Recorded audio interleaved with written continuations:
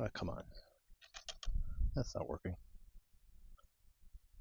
Oh, hey, we're going to do some static grass scenery today. It's a really easy way to do realistic grass, and it's a lot easier than you think. Come on.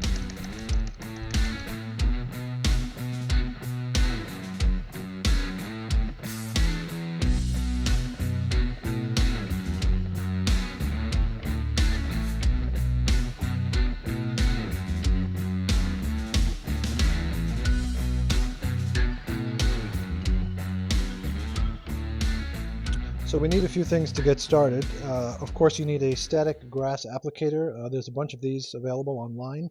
You can get them at sceneryexpress. They have a few different kinds. And basically you want this kind of mesh at the end. And we fill up the container with our static grass there. And then sticking out of this is a grounding clip, which you'll need a finishing nail or something that you can stick into your the surface of your layout to get a ground. So we'll pop that in the scenery. This gets plugged in, and then we hit the button, and then we start applying the static grass. The static grass comes in every color you can imagine for whatever season you're modeling, and it comes in different heights: 2 millimeter, 4 millimeter, 6 millimeter, 12 millimeter. Hakey makes it, Silflor makes it, Woodland Scenics makes it, so you can get every size and every color you can imagine. You'll need some white glue. You can use straight Elmer's. You can use Aleene's tacky glue. And of course you will need some kind of vacuum cleaner. This is a portable little Milwaukee vac, but you could use a shop vac or anything with a hose. And you'll need a brush. Something small and something you don't mind if it gets ruined with the glue. So the first thing we do is load up our container with grass. I'm using 6 millimeter high grass. It's sort of a late summer color.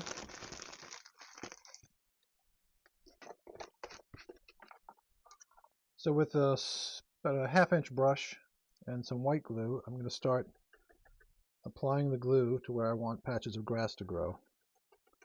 And since we're between the tracks, we don't want to go up to the rails.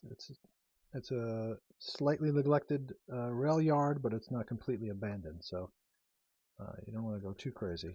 You can towards the end of the track, which is what we did over here to the left, which we'll take a look at later. You can water this down a bit, but it's not necessary.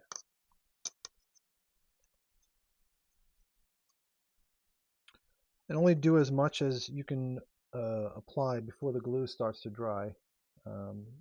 It's Elmer's white glue, so it's not a fast drying glue, but you still want to get control of the amount you're doing.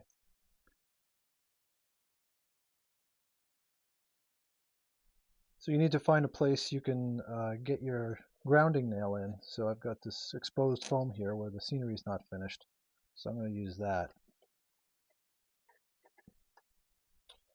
Now when I do this, I'm going to be only a ½ inch above the surface of the layout. Any further away you won't have as much control. And then just start shaking left and right and just be very close to the surface. And then hit your trigger button.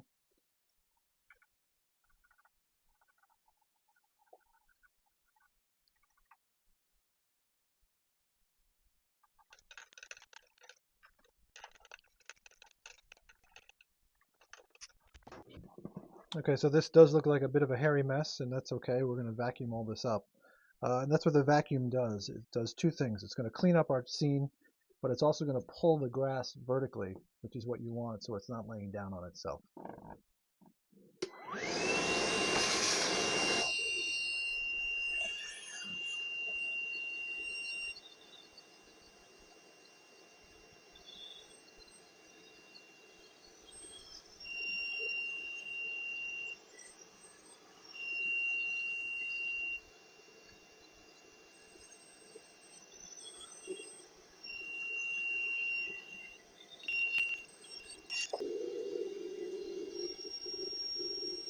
We can also be a little more strategic with our application of the grass. For example, if you want it to be growing between the ties of the track, use something smaller like a toothpick,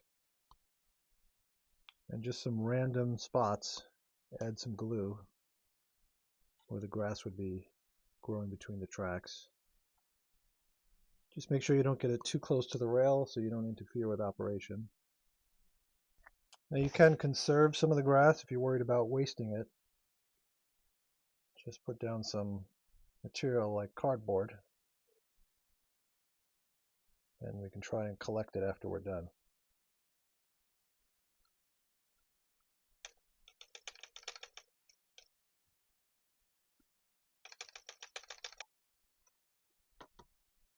You can save a little bit.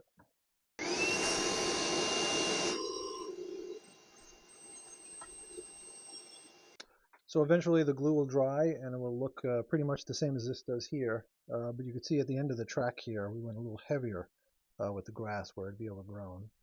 And eventually we'll glue down some track bumpers at the end of track, and that would finish the scene. Okay, I hope you can see how easy it is to do static grass on your scenery. Give it a try. Again, you can get a lot of this material at sceneryexpress.com. Like I said, there are dozens and dozens of colors and sizes to fit whatever kind of scenery you're doing. And of course, this doesn't just apply to a train yard. Of course, you can use it on mountains, sides of riverbanks, you name it. Wherever there's grass, there's static grass. Give it a try.